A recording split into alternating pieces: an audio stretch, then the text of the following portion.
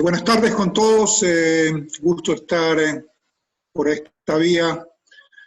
De momento, prometo presencial la próxima o en algún momento cercano. La verdad es que interesante siempre poder hablar con distintas personas, con distinta gente involucrada en tenis, distintos clubes, entrenadores, aportando cada uno para las mejoras que tenemos que ir viendo en nuestro país, que tenemos que ir viendo en nuestra región. Yo he sido un creyente leal y fiel del tenis universitario en Estados Unidos, porque fue un poco la manera como yo crecí. En esa época, mediados de los 70, la cantidad de torneos que habían no eran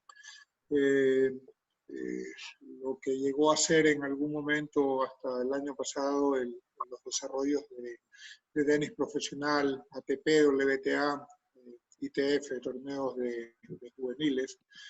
Y había un gran salto que se obviaba un poco entre salir de juveniles e ingresar al profesionalismo. La gente no tenía mucha confianza en lo que era, o conocimientos de lo que era el tenis universitario.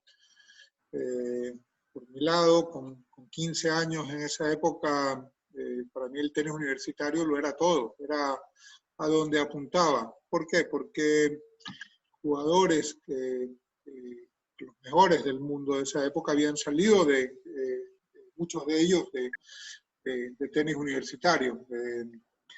Stan Smith, Arthur Ashe, Jimmy Connors, más adelante Bob Lutz, Jim y Sandy Meyer, y era realmente la base donde se formaba el tenis profesional de Estados Unidos, que en esa época dominaba el tenis en el mundo. De a poco fueron entrando otras tendencias. Europa siempre ha sido la tendencia a la cual en los términos ideales sería la correcta. Pero los altos costos siempre lo hicieron un tema de largo plazo. Gente que salía, los argentinos, por ejemplo, tenían dominada esa parte de ahí. Salían sin problema en enero y regresaban 8 o 10 meses más tarde sin problemas. Tenían un poder de aceptación de eso muy superior a lo que lo podíamos tener en países un poco más al norte de Sudamérica como Colombia, Perú, o Ecuador, o Venezuela, y quizás hasta el mismo Chile. Brasil siempre se manejó bajo sus propias características. Pero con el paso del tiempo, llegó el momento para mí de tomar una decisión de si iba al tenis profesional o al tenis universitario. Comencé mi primer año de carrera profesional sin ranking. Mantuve mi estatus de amateur, que todavía hay que mantenerlo para el tenis universitario, porque los Juegos Panamericanos en esa época exigían el estatus de amateur. Esto fue el año 79. Pero tuve la fortuna de conseguir un auspiciador que se encargaba de financiar parte de mis gastos de viaje y de entrenador. Y conjuntamente con Raúl Viver salimos a Europa en el mes de marzo. Cuando llegaron los Panamericanos en septiembre y después de los Panamericanos el US Open, yo estaba 80 en el mundo ya en ATP y en ese momento no había que dudar mucho de cuál era la decisión que tenía que tomar. Y obviamente que fui al tenis profesional. Yo había firmado una carta de intención, tal cual se hace hoy en día, de la universidad. Y cuando me encontré al coach en el US Open, le dije, coach, no voy a poder ir a la universidad, de 80 en el mundo. y creo que esta es la decisión correcta. Y el coach, George Tolley, coach de la Universidad del Sur de California, de USC, a donde fueron mi hijo y mi sobrino, Emilio y Roberto, estaba siempre entre las 3, 4 mejores del mundo, el coach de primera, pero la decisión fue seguir al profesionalismo, y él simplemente me dijo: bueno, Andrés, es tu decisión, pero no la comparto porque creo que la educación debe seguir siendo parte de tu crecimiento. En ese momento no se entendía mucho eso de ahí, la parte de que toda mi carrera de juvenil, de infantil, juvenil, había ido centrada a tratar de ir a la universidad de repente, de un día para otro, no de un día para otro, sino en 6 meses, cambió totalmente. Con otras bases, con otras fortalezas. Aparte, había tenido experiencias previo al circuito ATP de tenis profesional, cuando vinieron exhibiciones de jugadores, la mayoría de ellos todos profesionales de éxitos número 1 del mundo, finalistas de Wimbledon, lo mejor de lo mejor, y el 90% de esos jugadores habían pasado por el régimen universitario, estoy hablando año 78. Y en estas exhibiciones que jugamos, tuve oportunidad de ganarle a un par de jugadores que ya estaban dentro de los 60 primeros, 70 primeros, o que ya estaban con una edad mayor y estaban saliendo, pero siempre hubo la oportunidad de seguir creciendo como jugador y de seguir creciendo como persona. Claro, con 19 años no creo que había crecido mucho, pero me tomó tomar ciertas decisiones complicadas, porque personalmente, por ejemplo, yo había perdido a mi padre a los 18 años, y un poco anduve a la deriva por ese primer año. Deriva que me termina dejando al final del año en el puesto 64 del mundo.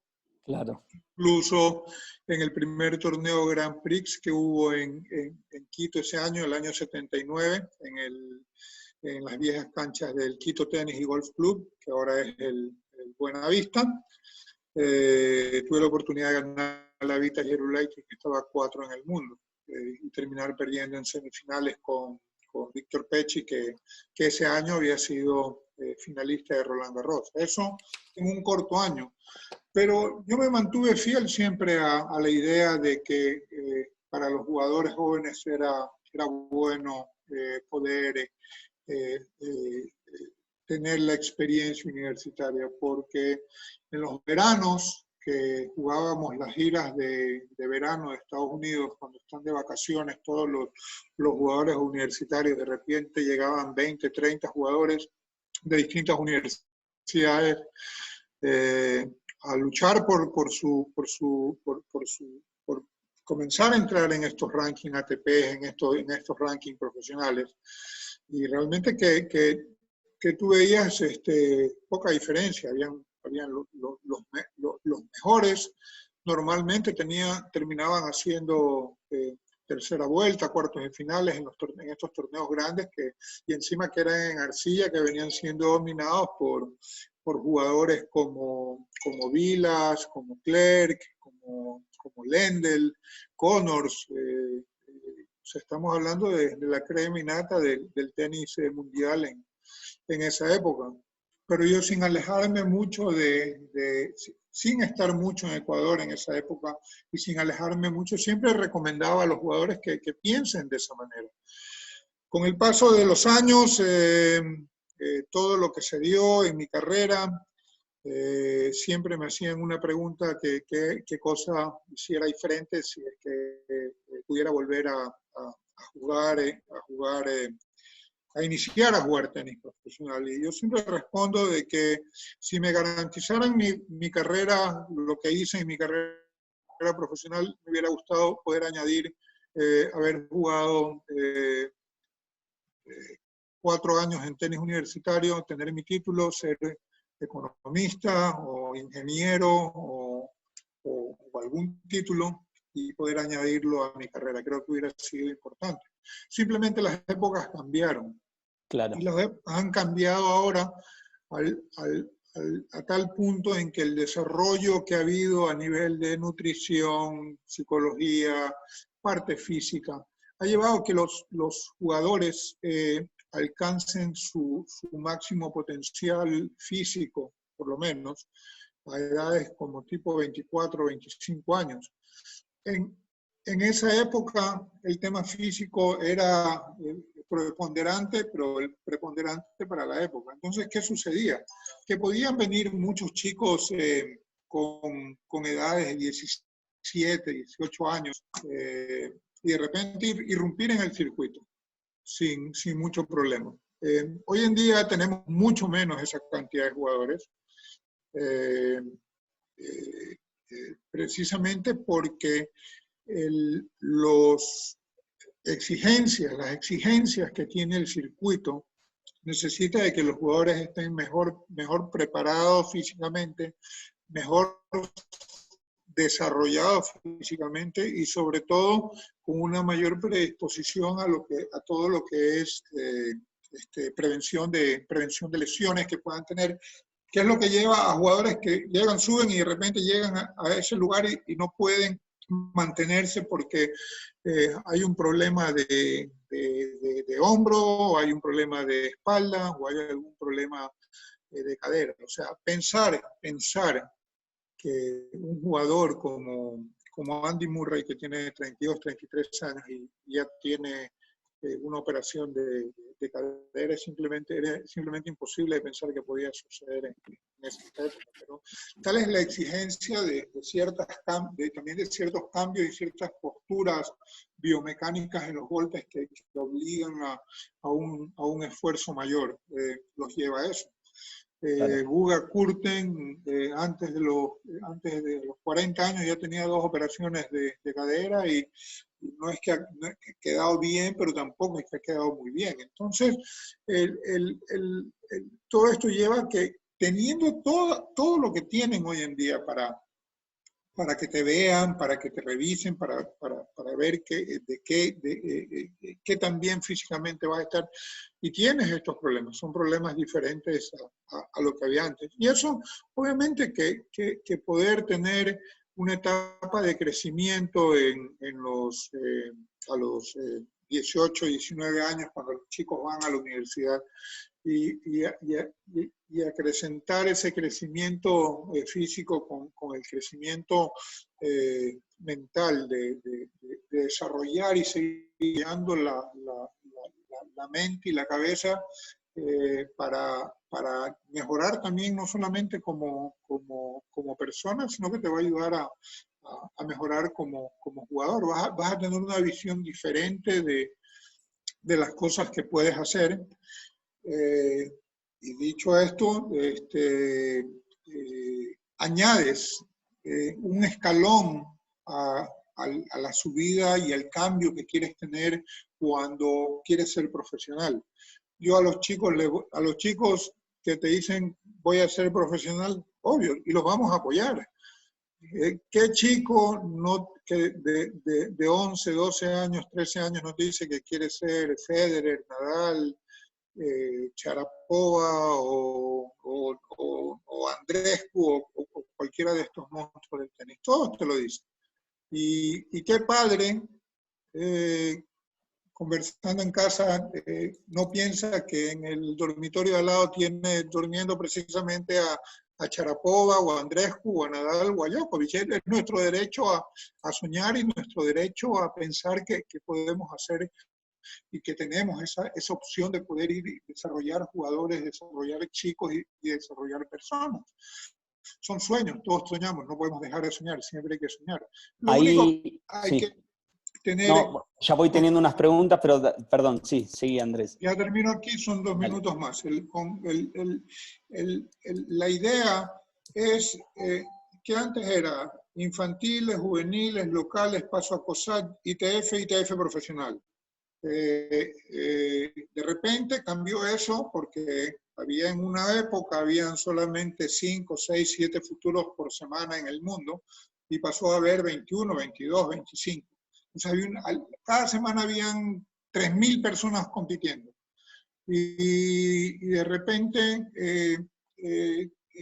te llevaba, era una marcha frenética de un lugar a otro buscando puntos y buscando torneos, y no había una organización que los chicos deberían tener, más allá de que la parte económica siempre va a ser complicada. En el año 2002 yo traje los futuros de vuelta al Ecuador cuando teníamos un grupo de 2004, perdón, teníamos un grupo de jugadores de 16 años, 15 años, que habían sido exitosos a nivel sudamericano. Estoy hablando del grupo de Pipe Arango, Gato González, José Zunino, José Casa, estaba Juan Andrés Gómez, Pablo.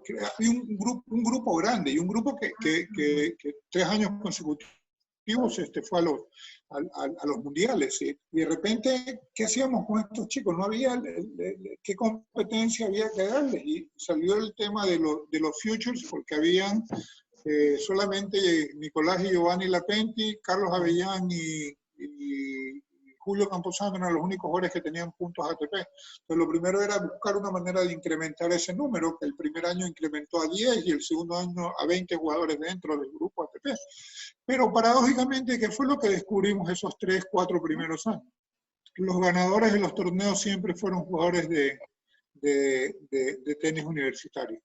Jugadores que en junio y julio, que era la época de los futuros, venían a conseguir sus puntos porque estaban buscando, muchos de ellos, algunos de ellos, será de recordar ciertos nombres, en algún momento comenzarán a aparecer, incluso llegaron a estar dentro de los 50 primeros, incluso ganando torneos Challengers de los que hubieron acá, y por eso yo considero que la parte de la universidad va a ayudar a complementar y a redondear la personalidad y el juego de nuestros jugadores. Bueno, muchísimas gracias por esta primera parte. La verdad que al detalle y todo muy, muy explicativo, te felicito. Un poco de lo que hablamos este mediodía cuando estábamos preparando la charla, que Ecuador vuelve al Grupo Mundial hoy por hoy en Copa Davis con todos chicos que fueron a la universidad. Un poco esta parte que estás hablando, que creo que es histórico en la historia del tenis, no solo de Ecuador, que todos los chicos estuvieron en la universidad y ahora están jugando profesional. Sí, y un ciclo, porque comenzaron con los torneos infantiles juveniles, pasaron a COSAT, fueron jugadores que estuvieron en gira COSAT, estuvieron en mundiales, Roberto Quiroz estuvo top 10, ganó varios torneos de Grand Slam y Orange Bowl en la categoría juvenil, Diego Hidalgo también. La coincidencia es que los 4 en su momento ganaron torneos futuros en Ecuador y después fueron ganando torneos futuros en otro lado. Están ellos entre los 26 y 29 años. Hoy en día es realmente la parte, digamos, la parte de la cúspide de la carrera de ellos y donde se van a mantener por un tiempo. Pensar que en el Grupo Mundial estuvimos a mediados de los 80 con Raúl y Ricardo, cuando los 3 estábamos en el top 100 y yo estaba en el top 5, y después con Nicolás y Giovanni, estando Nicolás en el top 20 o en el top 30 y Giovanni rondando el top 100, y de repente llegamos a estas instancias con un grupo de jugadores que han salido del proceso universitario. Claro. te lleva a pensar de que las cosas tienen su idea lógica también para llegar. Fueron años de crecimiento donde ellos pudieron combinar la competencia diferente y con responsabilidades de tener que mantener notas en académicas para poder seguir, vivir solos, les da otro sentido de responsabilidad. Entonces, es un camino más que suma para el gran ideal final que tenemos los jugadores de poder tener competencia y jugadores que estén profesionalmente en los torneos ATP o WTA. Perfecto. Aquí tengo varias preguntas. Le estoy pidiendo acá a la gente que me haga la pregunta o por el chat, o levanta la mano, o a mi WhatsApp en forma privada. Acá me preguntan, aparte de la mentalidad y la cultura en Sudamérica, ¿cómo podemos trabajar para estar cerca a los europeos, ya que muchos no llegan a nivel de beca universitaria? Más difícil aún, camino profesional. O sea, la mentalidad, nosotros somos como somos, nosotros tenemos, y más aún creo que cuando se trata de tenis femenino, por querer acercarnos más a Europa, nos terminamos alejando más.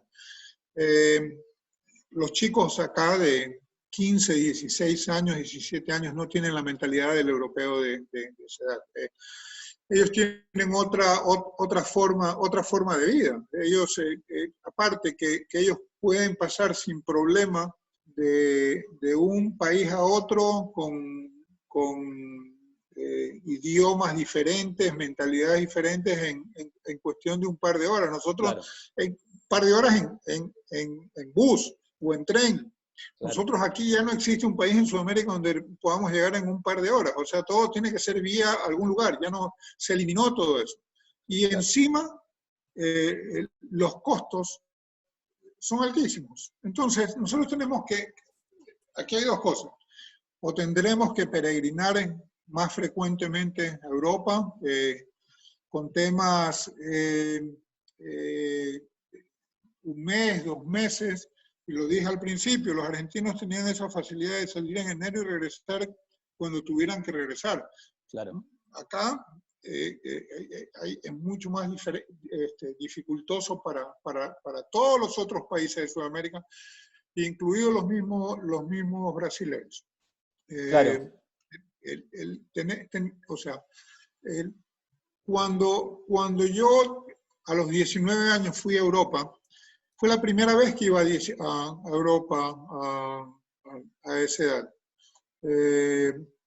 Nunca había estado antes ahí y vi un mundo totalmente diferente. Y estuve, me parece que fueron 2 o 3 meses consecutivos. Y en esos 3 meses, o sea, crecí lo que probablemente me hubiera tocado crecer un año en Estados Unidos o en la misma Sudamérica. Y incluso en Sudamérica hasta mucho más tiempo. O sea, Europa es la meca. O sea, yo soy una persona que tengo mi escuela, tengo mi academia, tengo mi forma de enseñar, pero también creo que si los jugadores emigran y pueden ir a ver otras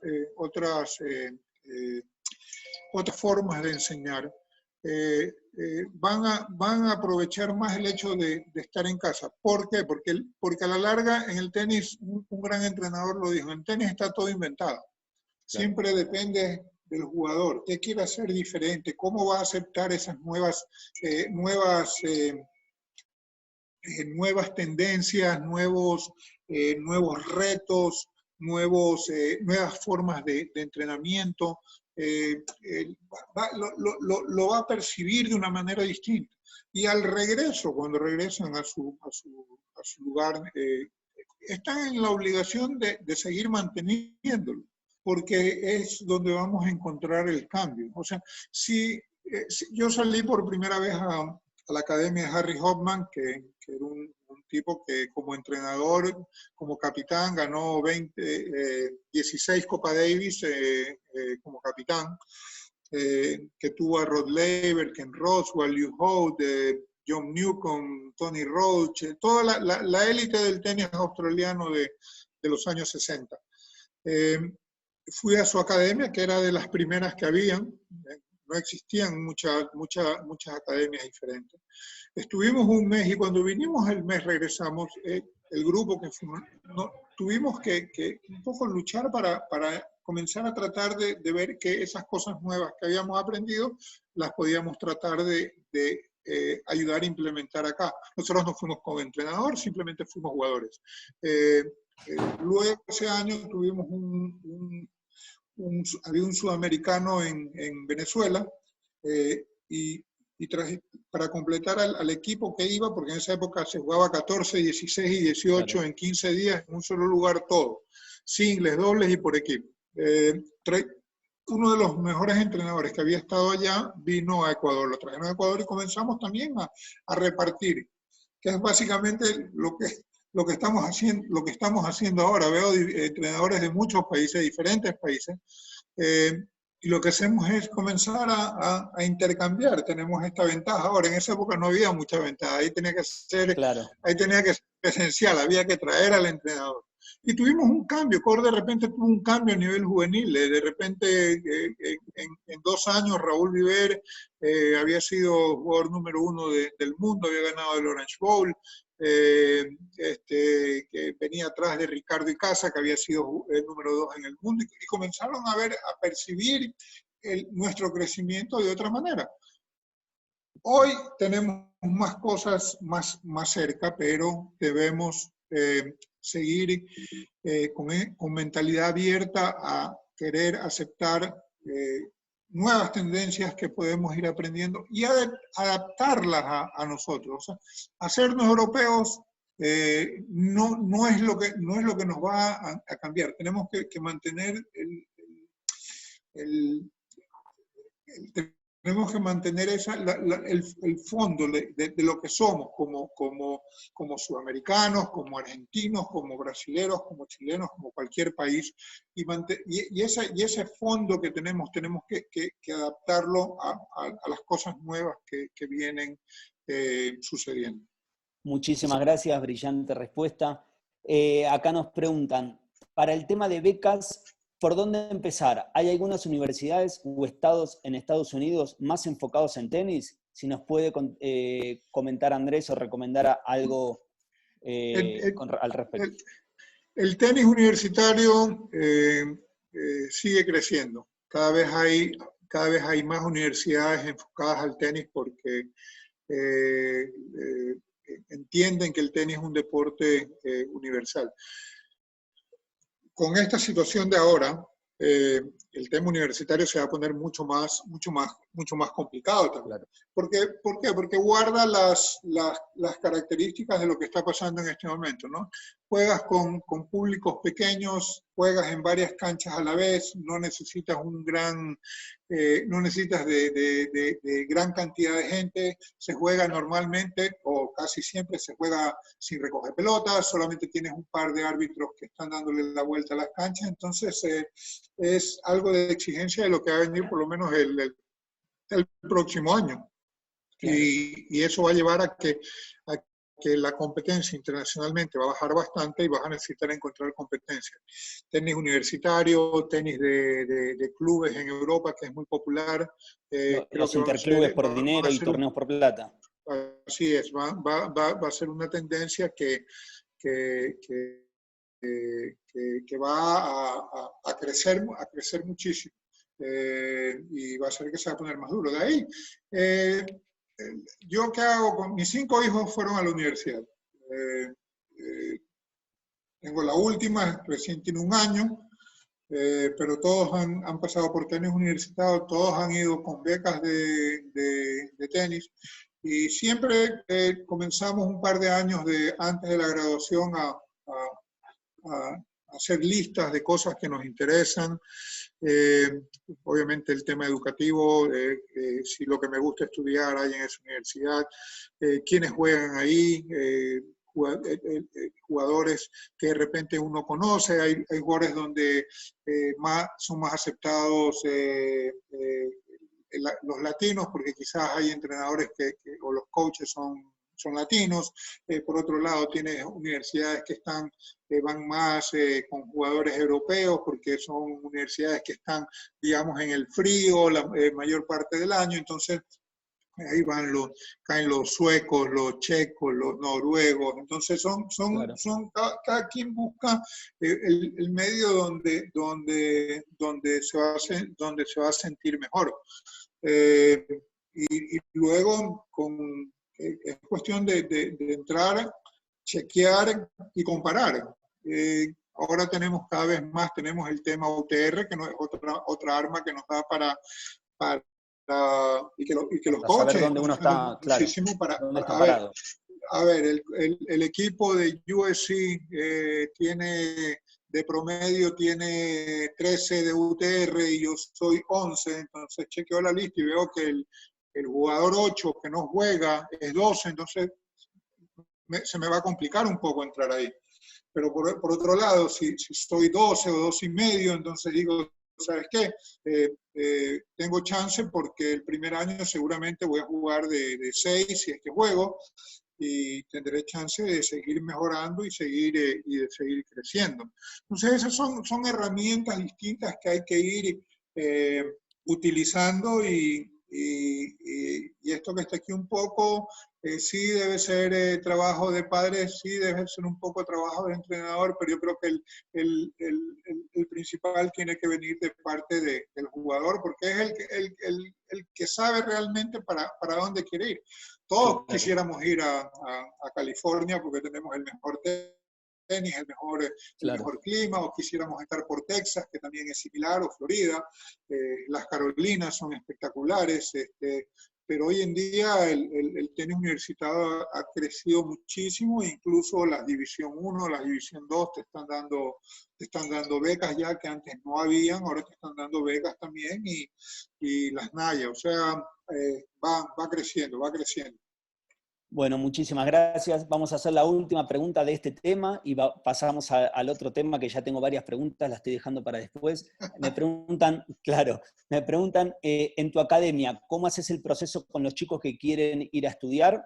Y, o sea, si priorizás que sean profesionales o que vayan a la universidad. Creo que eso ya lo respondiste un poquito antes, pero también... Bueno, sí, porque nuestro primer grupo de profesionales,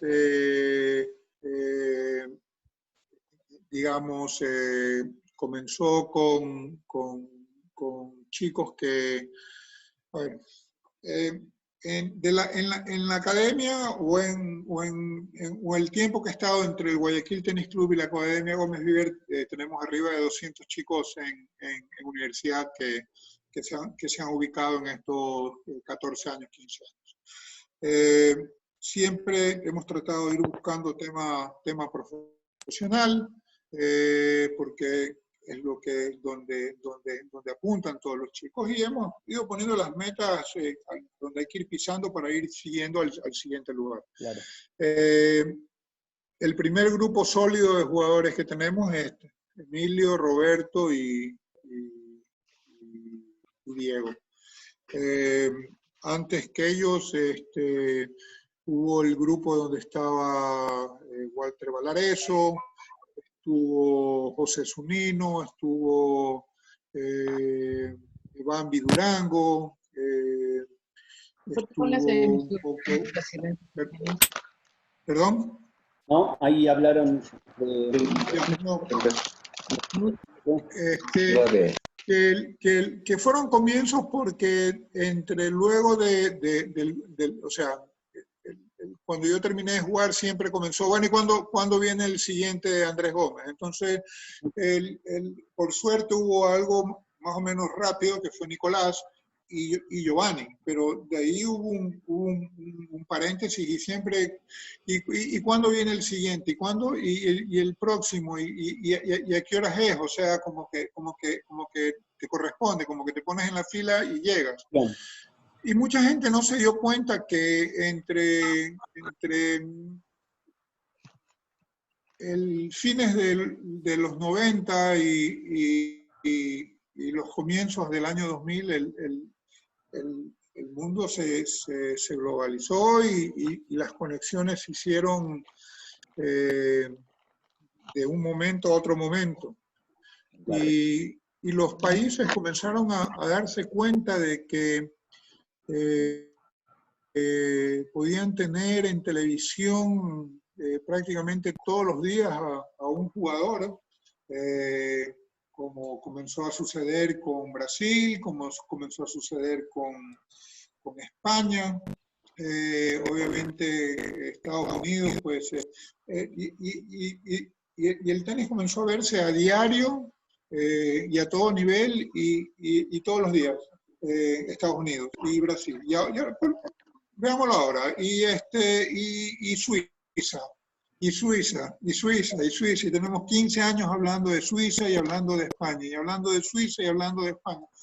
Que obviamente otros países dicen, bueno, yo quisiera tener a alguien así. Entonces de repente apareció un griego. Imagínate lo que va a representar Tsitsipas para Grecia. Claro. O de repente países que tuvieron eso y que tienen la oportunidad de volver a tener eso, como Australia, que de repente terminaron.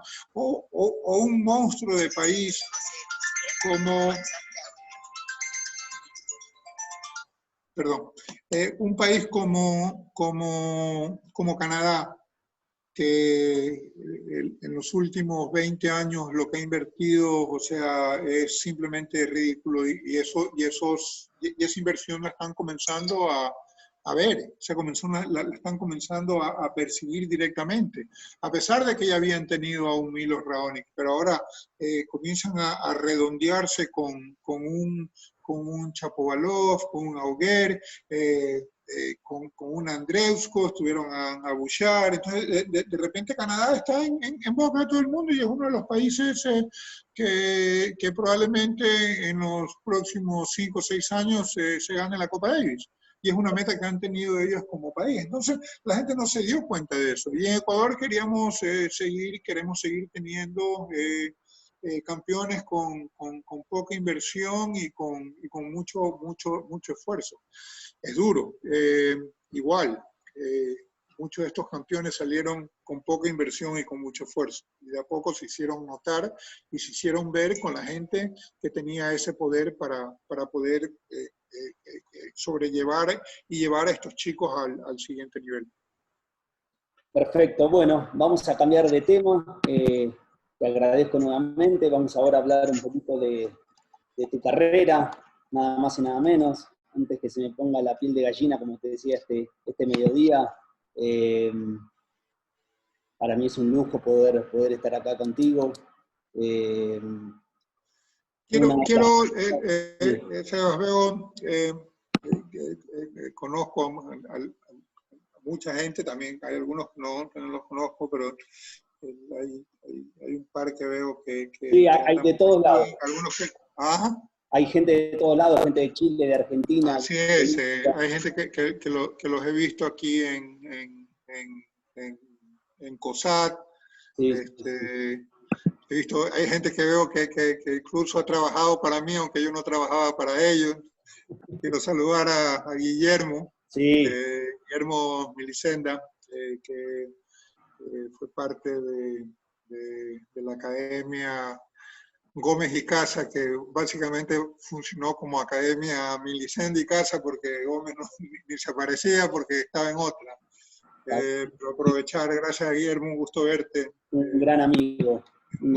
Tony, que vivió años acá. Bueno, Tony lo vi hace un par de años en Punta del Este, en el Sudamericano. Veo por acá, espérate, aquí tengo uno. Los veo aquí, llegan. Una de las cosas de las cuales más satisfacción he tenido, cuando que la gente me pregunta y me dice, ¿y te retiraste? Le digo, a ver, un momento, yo no me he retirado del tenis. Claro. La gente piensa que el tenis es la parte competencia.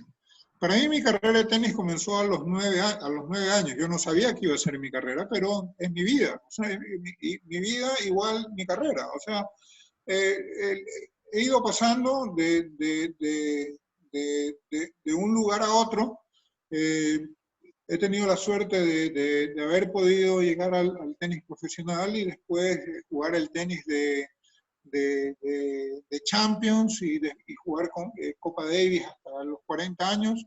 Y para mí no es diferente a lo que era jugar un banana ball o un sudamericano en mi época. Simple, ha sido parte de mi crecimiento. Yo no es que después del ATP comencé a bajar, no, yo sigo creciendo.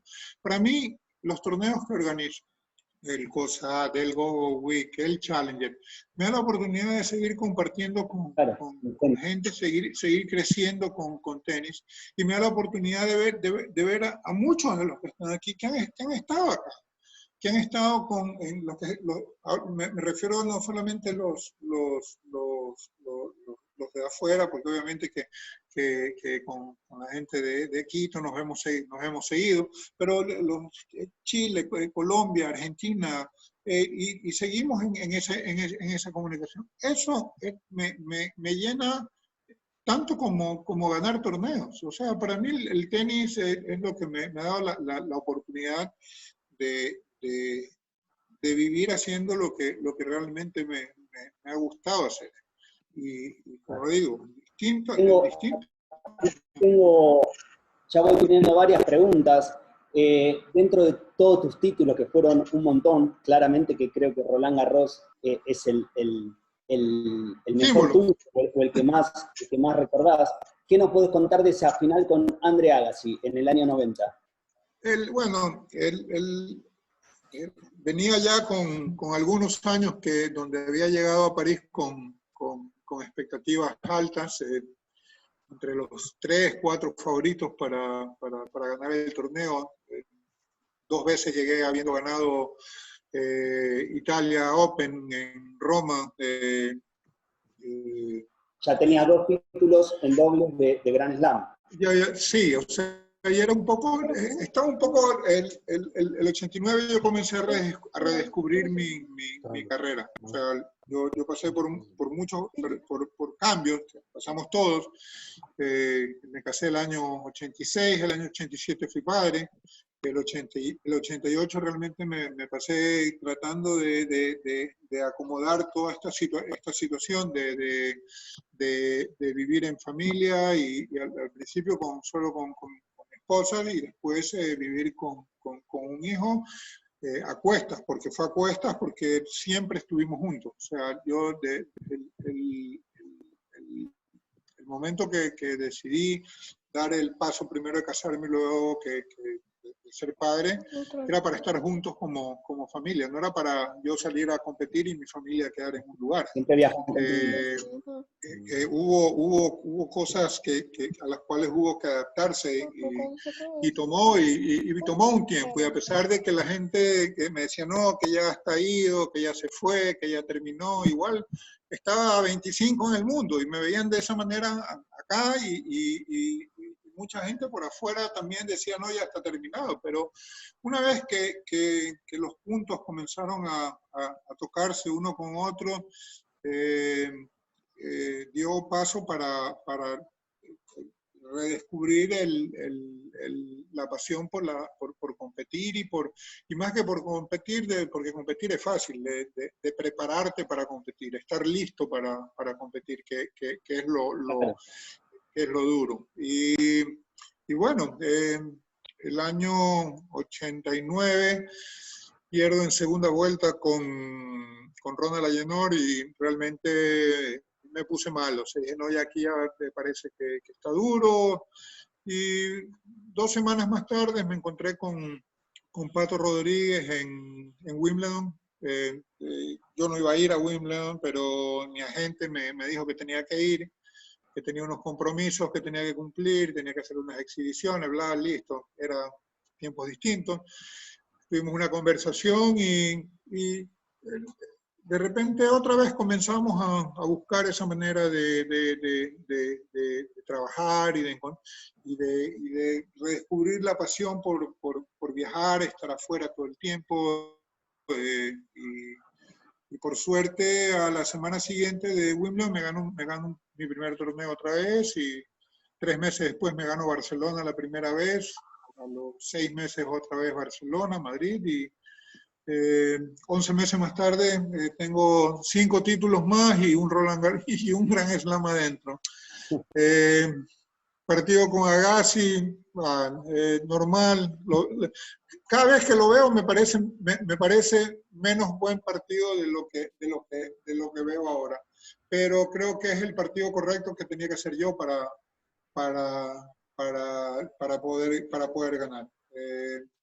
No fue un partido súper técnico, fue un partido más bien táctico, de puntos cortos, no había mucho chance ni para especular poco ni para especular mucho. Simplemente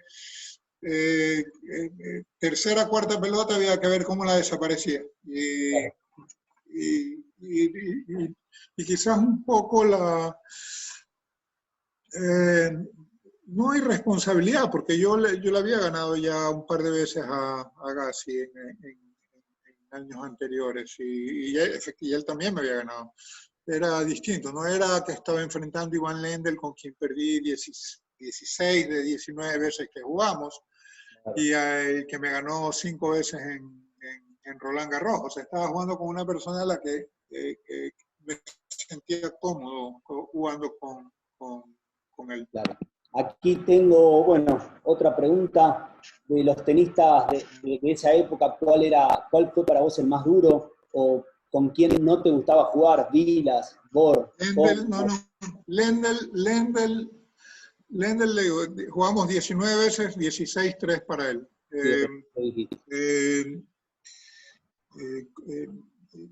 Con Connors, lo que pasa es que era un circuito diferente, era un circuito que se manejaba basado en la velocidad de las canchas, y los jugadores habían los especialistas en arcilla y los especialistas en cancha rápida. ¿Por qué? Porque la cancha rápida era realmente rápida, porque la cancha indoors, la pelota boteaba realmente bajo, porque las bolas en arcilla eran realmente pesadas. O sea, tú entrabas en una cancha donde eran totalmente diferentes, eran juegos distintos que habían que hacer. Claro. Yo lo enfrenté mucho a Connors en arcilla, lo enfrenté solamente una vez y le gané, pero él tenía la superioridad en las canchas rápidas, y a pesar de que le hice mucho partido muy cerrado y parejo, solamente le pude ganar una vez más en 10 veces que jugamos. Entonces, por eso no hay esa rivalidad que hay ahora, como de 26, 24, 50 partidos que han jugado Djokovic y Nadal, por ejemplo. Lo de acá era más, había una mayor cantidad de jugadores separados en una mayor cantidad de superficie, y por eso es que tampoco había... Borg ganó 6 veces París, que no son las mismas 11 de Nadal, pero dominaba y jugaba muy poco en arcilla, pero dominaba. El circuito era diferente. Antes te obligaban solamente a jugar 12 torneos mínimo, ahora son 18. Los Grand Slams entran porque entran, y todo el mundo juega todo. Antes tú veías una gran cantidad de jugadores de arcilla, por ejemplo, que no iban a jugar Wimbledon, o veías una cantidad grande de jugadores de cancha rápida que no iban a jugar Roland Garros. Eso más o menos por especialistas. Comenzó a cambiar a partir de los 80, mediados de los 80, fines de los 80, porque la cancha en el US Open se hizo una cancha mucho más jugable para todos, y con el paso del tiempo las pelotas fueron un poco más pesadas y era más fácil jugar también. ¿Cuáles son tus 5 mejores partidos, o los partidos que mejor te sentiste jugando, sin contar el partido, la final con Agassi en Roland Garros? ¿Tanto ganando o algún partido que perdiste muy ajustado? Bueno, sí, perdí con Connor 7-6 el quinto en la tercera vuelta del US Open. Yo tenía 21 años, él era 2 del mundo. Realmente fue un partido donde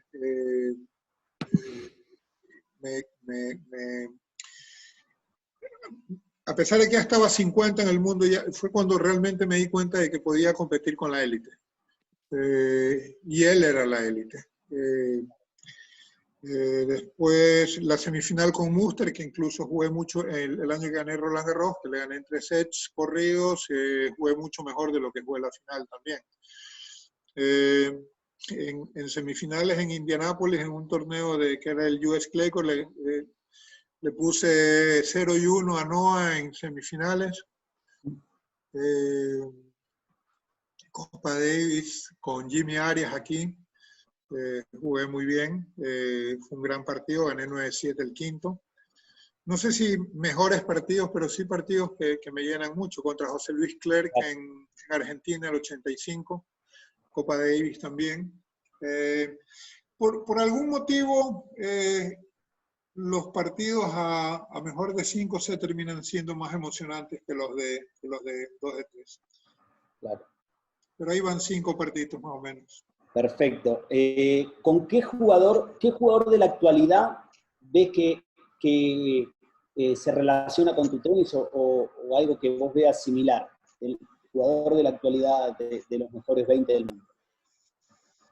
Es difícil un poco comparar porque si tú tienes a Federer, Nadal, Djokovic, tienen un juego muy distinto al de la mayoría. El de la mayoría es básicamente pum, pum, pa. Tira claro.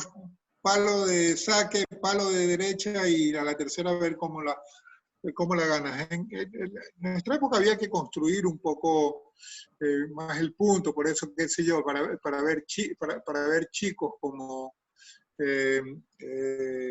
Bautista Agut, como de Miñaur, como Chapovalov, quizás de los que he visto ahora último, quizás con Tsitsipas, porque mi juego se basaba en mi saque y mi derecha, y luego comencé a aprender a volear mucho más y ser mucho más agresivo en la net. Y Tsitsipas es un cambio importante que hizo en este año que lo llevó a ganar el ATP Tour Finals. De ahí, bueno, como zurdo obviamente me gustaba jugar como zurdo, mandar con mi derecha, abrir cancha y bueno, ciertas partes de mis juegos ciertas partes de mis juegos se parecen o se pueden parecer en algo a lo que puede hacer Nadal. Aquí te voy a poner un poco de presión. ¿Cuál es para vos el mejor jugador de la historia? Bueno, en este momento creo que Federer es el más completo. No sé si pasará, no pasará. Lo que sí es increíble que puedas tener en la misma generación 3 jugadores que están compitiendo por ese logro. Y ha hecho que esos jugadores, cada uno le haya obligado a que suba el nivel del otro. Pero es una pregunta que es más que nada comercial, es una pregunta que es ahora más que nada de base de afición, de fans, de quién le gusta más. Y es una pregunta que siempre será interesante. Aquí tengo otra pregunta. ¿Cómo armarías tu jugador ideal? ¿Cómo lo armarías? Eso es fácil. Eso agarra métele un poquito de Federer con un poquito de Nadal, un poquito de Djokovic, algo de la fuerza de Wawrinka y de repente tenemos un atómico que invencible. Y algo tuyo. ¿Qué le pondrías tuyo a ese jugador ideal? Yo le hago barra desde acá. Acá a ese es fácil animarlo para que gane. Esa zurda. Aquí tengo Zurdo, bueno. varias preguntas. Bueno, aparte de tu carrera exitosa, nos queda un punto pendiente de tu último partido de Copa Davis, que ahora vamos a hablar un poquito de ese doble junto a Nicola Penti, con 40 años tuyos, así que ahora me contás un poquito de eso. Acá nos pregunta Marcelo Vázquez, socio del club, preguntale por favor, para poder tener otra vez tenistas a nivel mundial, ¿por qué Ecuador no está teniendo tenistas a nivel mundial, aparte de Nicola Penti? Yo creo que esto ya lo hablaste un poquito, esta última etapa de lo que hablamos de Copa Davis en el nivel mundial es histórico. Bueno, debe ser una política no solamente de clubes, de federación, sino de Estado. Debe ser lo que mencioné, o sea, ¿qué significaría tener un jugador ecuatoriano eh, eh, para el país y en este momento que hay extranjeros, qué significaría tener para cualquier país de los nuestros en Sudamérica, tener un jugador que esté 5 en el mundo? Claro. O sea, ¿qué potencial hay? Porque la exposición que tiene ese jugador a veces no la terminamos de aprovechar y nos montamos en la ola del jugador que está siendo exitoso en este momento y nos olvidamos un poco de la base. Como decir, no, ya cumplí, ya aquí está, ya mi época ya pasó, y nos olvidamos un poco de que hay que seguir fomentando esos jugadores que vienen atrás, que vienen tratando de hacer eso. Yo estoy seguro, desgraciadamente para nosotros como Ecuador en este momento, no tuvimos la oportunidad de promocionar ese pase al Grupo Mundial. Y peor aún, saber que vamos a tener que jugar contra España y contra Rusia cuando vengamos y que vamos a tener que enfrentar a Nadal y probablemente a Gut y vamos a tener que enfrentar a Medvedev y a Kachanov. O sea, ¿por qué? Acá me preguntan si pensás volver para esa etapa de Copa Davis. Si pienso que volver. Estás entrenando, pero no, ahí le dejamos a los chicos que están. Me preguntan, acá me pregunta, Sebastián, por favor, una pregunta para Andrés. ¿Qué se debería tener políticas a nivel de Estado, un poco lo que estás hablando, referentes al desarrollo y apoyo del tenis en Ecuador? Por ejemplo, lo que sucede en Australia es un gran ejemplo de apoyo del Estado. Canadá. Lo que pasa, quizás un poco, el tema olímpico no está totalmente insertado en la parte del tenis como lo vemos en Ecuador. A pesar de que recientemente hemos tenido campeones sudamericanos, campeones panamericanos, y de ahí el paso siguiente, las Olimpiadas. No ha habido la forma como llegan los aportes son complicados.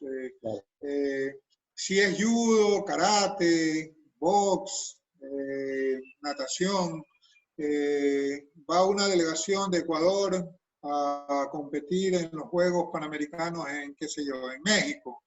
Entonces todos salen el mismo día, todos regresan el mismo día, todos van con el mismo entrenador, todos regresan con el mismo entrenador, todos comen en la Villa Olímpica, todos almuerzan en la Villa.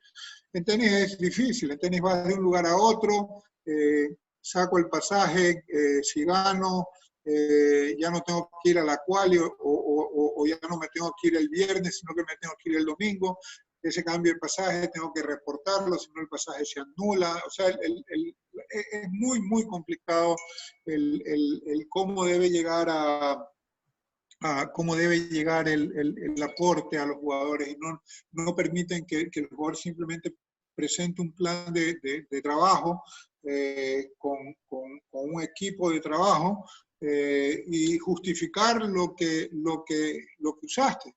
Acá muchas veces tienes que justificar y pagar primero, para que después te reembolsen lo que utilizaste. Y a veces te cuestionan que lo que utilizaste y te gastaste no debió haber sido de esa manera, sino de otra. Entonces, para mí con Emilio es un tema duro. O sea, ojo, todo aporte es bueno y el jugador lo mantenemos apartado de eso. Pero debería haber algo un poco más, sobre todo, yo digo, tenis es un deporte que donde le pegas tienes muchísima exposición para aprovechar en tema turismo, en temas de comercio exterior, en tantas cosas que hay, poder ubicar productos en torneos afuera. Hay muchas cosas que no se le ha dado mucho relacionado al tenis que debería darse. ¿Perdón? No, mucho relacionado al tenis, Claro. que se está dejando de lado.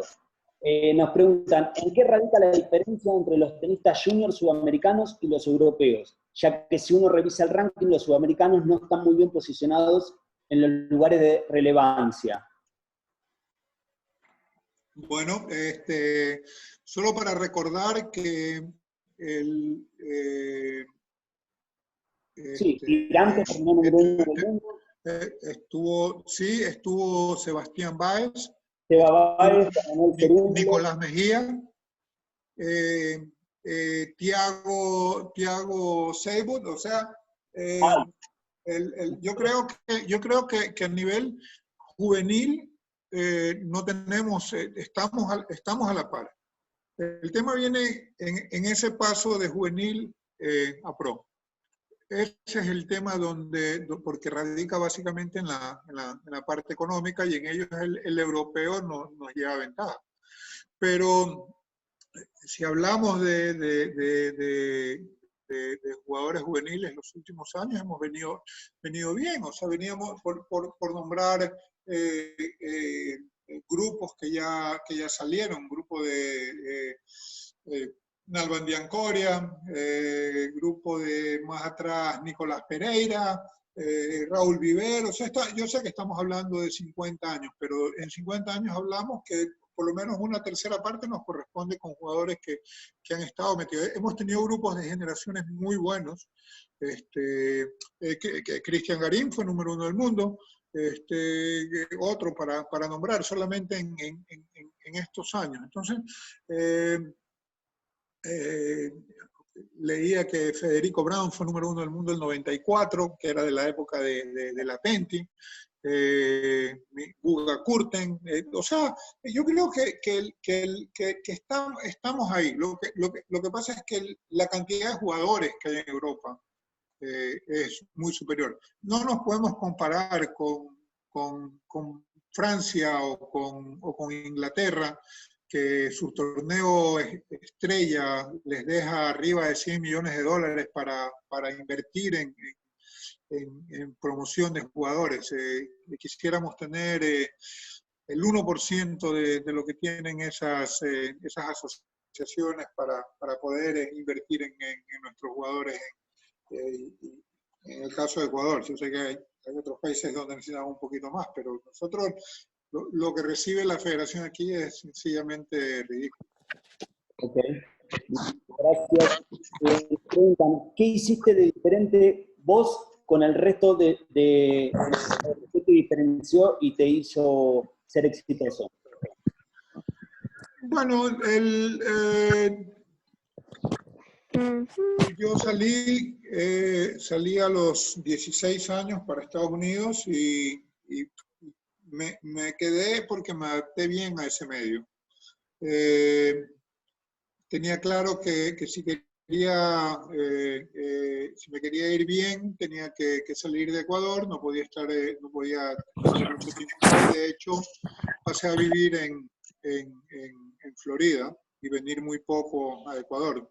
Había épocas que no había con quién entrenar. Claro. Y luego creo que seguí los planes que me fueron planteados por mis entrenadores. Fui aprendiendo, cometí muchísimos errores, como joven que tocó ser, como nos tocó a todos y nos tocó nuestros momentos, también hubieron ciertos momentos en que un poco te apartabas un poco de la disciplina, pero rápidamente te dabas cuenta también de que la disciplina era lo más importante, que había que un poco coordinar, porque no se trata de ser monjes ni nada por el estilo, se trata de llevar una vida ordenada y una vida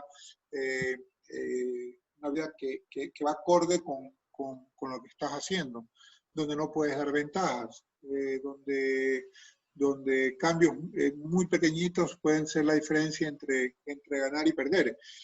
Si bien es cierto, tratamos de no poner mucho o demasiado énfasis en ganar y perder y hablamos de que no lo es todo, pues bueno, yo creo que ganar y perder es importantísimo y es la razón por la que competimos. Es esa persona que llevamos dentro. Unos la demuestran mucho más que otros, pero creo que a la hora de la hora, si ponemos en balanza quiero ganar o quiero perder, creo que la mayoría vamos a escoger quiero ganar. La diferencia es cómo aprendes cuando pierdes. Esa es la gran diferencia. ¿Cómo asimilas esas derrotas? Justamente el otro día hablaba con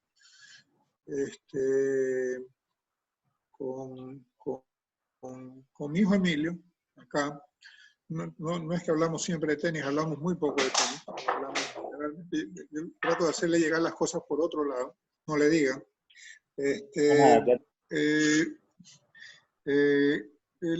Que decía que hubieron derrotas en que realmente a veces me pasé mal 5 días, 6 días, 7 días y que te afectaban. Normalmente cuando ibas a los Grand Slams, porque era allá donde estaba apuntado todo.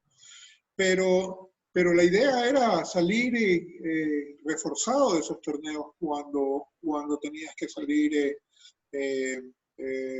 reforzado. Cuando aprendías por qué perdí, por qué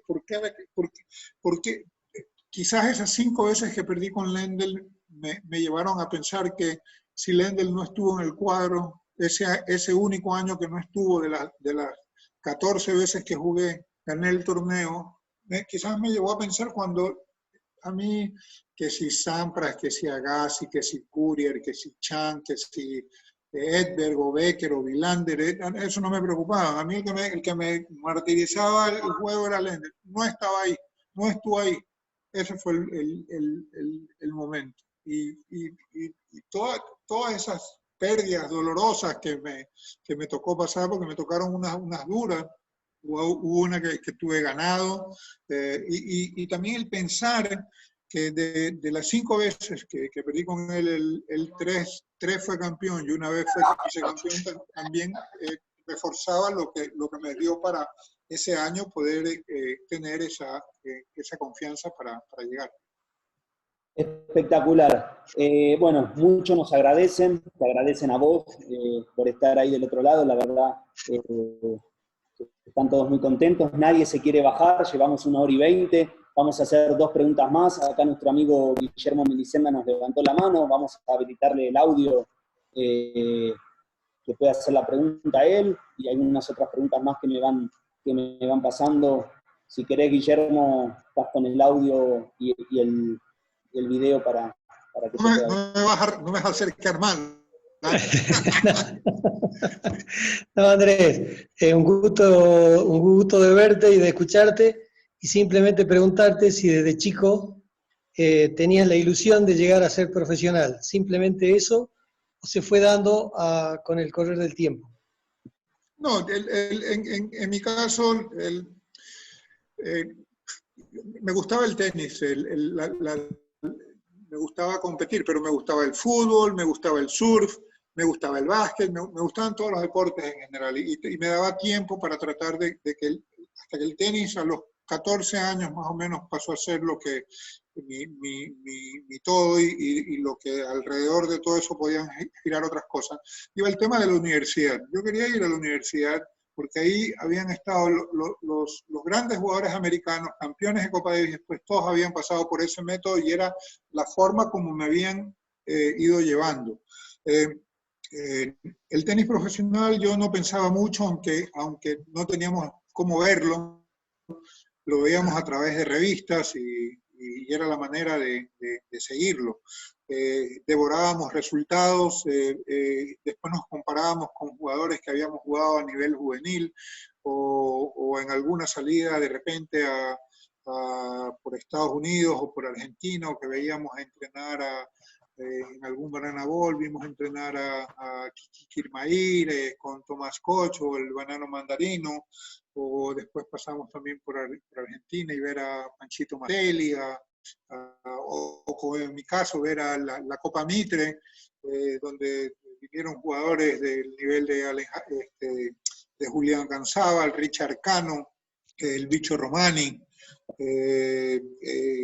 Kirmairi, Koch Mandarino, Molini, Velasco. Eso era lo que yo quería. Yo quería jugar Copa Davis, quería representar a mi país en la Copa Mitre, y de a poco te comenzabas a meter en ese grupo de gente y comenzabas a oír otras cosas que no tenías oportunidad de oír. O sea,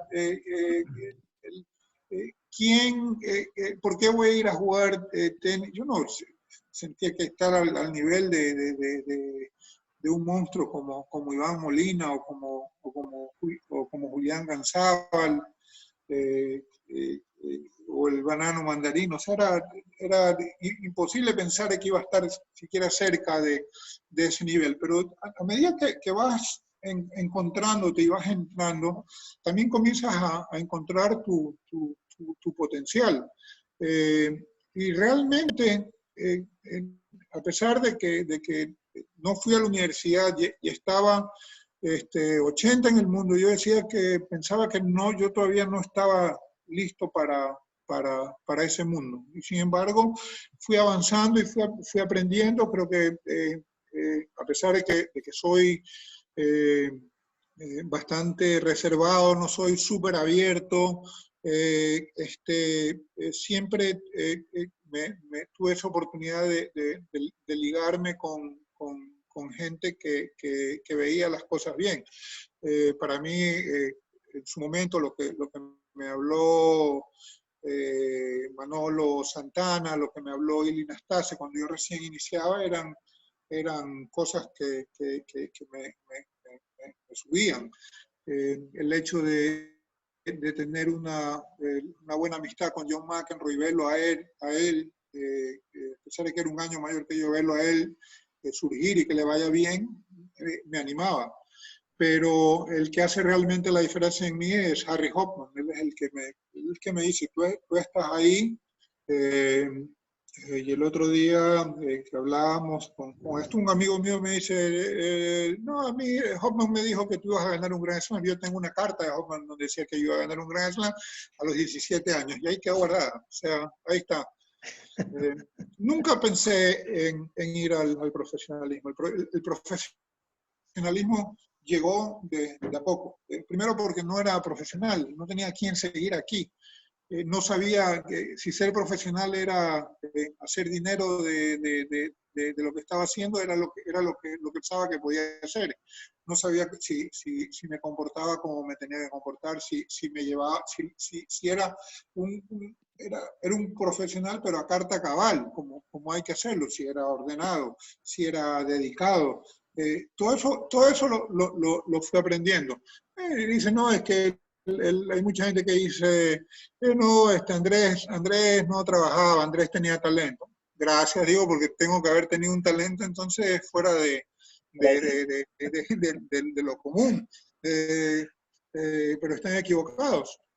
Y parte de eso era trabajar en silencio. Lo mejor es trabajar en silencio. Hay gente que le gusta trabajar haciendo notar qué son las cosas que hacen. Hay otros que preferíamos hacer las cosas sin necesidad de tener que publicarlo. Hay otros como Lendl, por ejemplo, venía y decía, no, vengo haciendo 50 kilómetros de bicicleta. Eso antes de comenzar a calentar para ir a jugar un partido en la noche. Entonces, ya te iba comiendo, lo hacía o no lo hacía, no lo sé. Yo creo que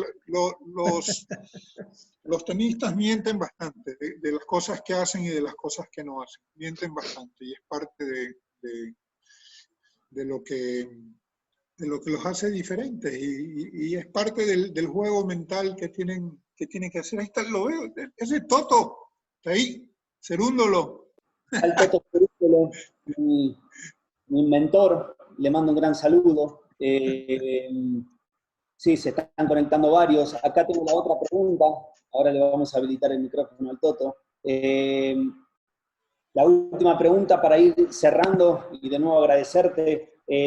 Primero, si estás de acuerdo con este nuevo formato de Copa Davis, que yo sé que para vos Ahora sí. Era todo. Y bueno, ahora sí. Y que nos cuentes un poquito de ahora que estamos adentro, sí. Y que nos cuentes un poquito de tu último partido que jugaste el dobles con Nicola Penti, con tus 40 años.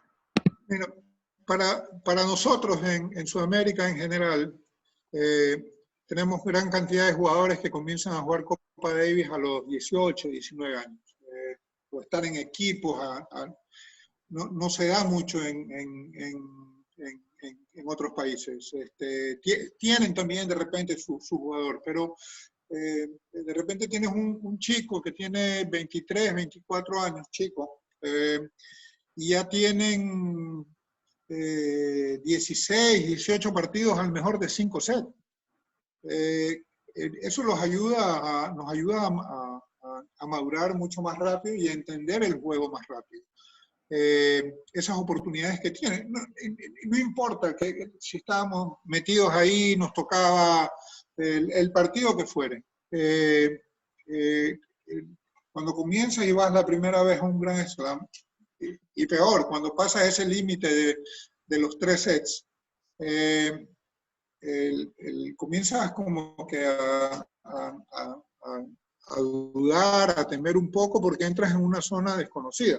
Más aún ahora a los chicos que les cuesta jugar sets. O sea, juegan un set, ya está, 6-3, ya listo, se acabó. O sea, les cuesta a veces mandarlos, jueguen 3 sets en la mañana, 3 sets en la tarde, jueguen 5 sets corridos, no importa, si ganaste los 5 corridos, no importa. O sea, comenzar a llevar al jugador a un lugar que es como una zona desconocida. Copa Davis para mí fue lo máximo siempre, porque me permitía estar en equipo, y yo no estaba en equipo, sino que estaba en familia, porque Ricardo Icácea y Raúl Viver son mis hermanos. Pepín Ante, que estuvo muchos años como capitán, era entrenador nuestro o mío o de todos cuando estábamos en Ecuador. En esa época no se acostumbraba tanto que el entrenador vaya a todos lados con el jugador. Entonces, cuando estaba en Ecuador, mi entrenador, que era Colón Núñez, él vivía en Estados Unidos, yo me quedaba con Pepín acá. Y luego, cuando terminé de jugar Copa Davis, hubo este momento en que habían 3, 4 jugadores de buen nivel, de Nicola Penti, Adrián Morejón, Pablo Campana. Raúl había entrado un par de años antes a manejar la Copa Davis. Es increíble que Raúl todavía sigue. Hoy hablando de 25 años. El récord en el banquillo de la Copa Davis, porque 25 años. Seguro. Y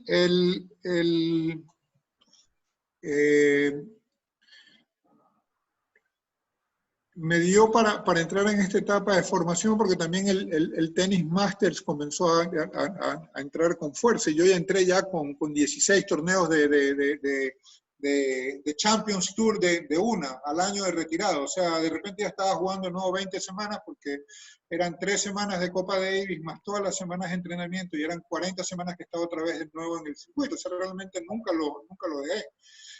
Y para mí, poder entrenar y mantenerme activo jugando la Copa Davis era bueno. Estábamos en el grupo 2, me dio chance para jugar singles contra Guatemala o contra el Caribbean Commonwealth, jugar singles, jugar dobles, y de a poco ir un poco modelando este grupo que venía con fuerza. Subimos al grupo 1 hasta cuando yo tenía 36, 37, tuvimos tuvimos unos triunfos importantes a Venezuela, ganamos a Argentina, que jugó el doble con Nico contra Orsanik y Arnold, que ese año estaban entre las 8 mejores parejas del mundo. Y luego terminar con Perú, jugando contra Lucho Horna y Tupe Venero, que perdimos en 5 sets ese partido, jugando en unas luces bien pobres, y todo el estadio gritando, tírale al abuelo, yo ya tenía mi pelo casi blanco también, así que fue una presión durísima. El Copa Davis en Sudamérica normalmente no es muy agraciada con los jugadores visitantes, y a pesar que luego de que terminan las series vas, te abrazas con todo el mundo, igual esa presión se sintió. Cuando pasamos al playoff, sale el sorteo y nos toca contra Inglaterra.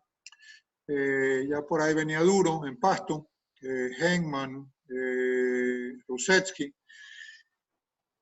Y Inglaterra decide jugar en Wimbledon. Y ahí me tiré para atrás. Y dije, no puedo ir con 40 años a jugar a Wimbledon, no. Imposible. Demasiado respeto por ese lugar. Y decidí no jugar. Y obviamente que se produce uno de los grandes triunfos que hemos tenido a nivel de Copa Davis, ganar en Inglaterra, en grama. Y hoy me decías al mediodía, ¿y si jugabas qué pasaba? Y si jugaba y perdíamos no pasaba nada, o sea, hubiera sido lo más normal. Pero claro, a la larga, creo que la decisión mía fue la correcta, y la decisión que tuvieron los chicos para ganar fue lo que nos llevó a eso. Brillante. Bueno, quedan muchas preguntas por fuera, pero vamos 1 hora y 35 minutos. No tengo más que agradecerte de parte del club, de todo el tenis de Ecuador, nos escriben de Chile, de Venezuela, bueno, grandes profesores míos de Argentina. Saludos para todos, saludos a la gente que está en YouTube, tenemos bastante gente en YouTube mirando esta nota y bueno, mucha gente acá prendida que no se quiere ir, pero bueno, agradecerte de nuevo de parte del club, para nosotros y para mí es un honor en estos momentos tan difíciles que tú puedas salir un ratito por lo menos a despejarnos un poco la cabeza. Y bueno, esperamos cuanto antes poder tenerte en la cancha central del club, ya la mandamos a pintar para que puedas estar ahí con nosotros jugando un poquito con los socios. Un saludo a todos, encantado ver caras conocidas, caras que no veía hace algún tiempo, caras de entrenadores que estuvieron recientemente aquí en Guayaquil en el torneo COSAT, en el G1, mandarles un saludo gigante, a seguir con paciencia, pasar este momento duro que estamos viviendo. Decirles a todos que estoy orgulloso de la comunidad del tenis en general, en Ecuador, en Sudamérica y en el mundo. Estamos más comunicados que nunca, y esperamos seguir en esto, y que cuando estemos fuera de esto sigamos comunicándonos y viéndonos de esta manera, porque realmente el tenis es eso. El tenis es un deporte de familia, y lo que nosotros somos es exactamente eso, una familia. Un saludo a todos, gusto en verlos. Sí. Gracias, Andrés. Acá le voy a compartir el micrófono a todos. Pido que digamos que un fuerte aplauso de Ecuador y de todo el mundo. Felicitarte, y ojalá que una vez termine nos podamos comprometer a estar acá contigo. Yo contentísimo de la vida. Así que, nada, todo el club, todo Ecuador, un aplauso. Agradecido.